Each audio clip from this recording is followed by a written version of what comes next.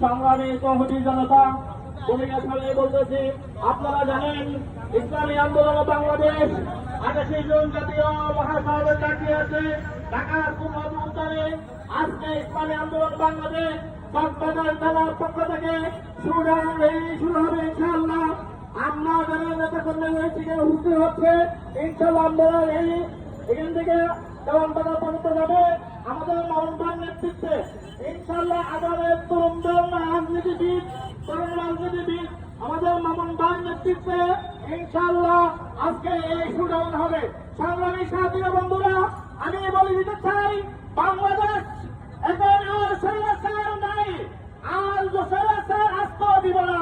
কেননা আমরা বিগত 17 বছর স্বৈরাচার ছিল, আমরা কথা বলতে পারি নাই। সংগ্রামী সাথী বন্ধুরা, তৃতীয় কোন স্বৈরাচার আসতে চাইলে আমরা দাঁড়িয়ে জবাব দিব। সংগ্রামী সাথী বন্ধুরা, আমরা দেখেছি একটি মহল, একটি ছাত্র মহল এখানে ক্ষমতা না আসা লাগিয়ে বিভিন্ন জায়গায় চান্দাবাজি হাইজাকি সন্ত্রাসী শুরু করে দিয়েছে।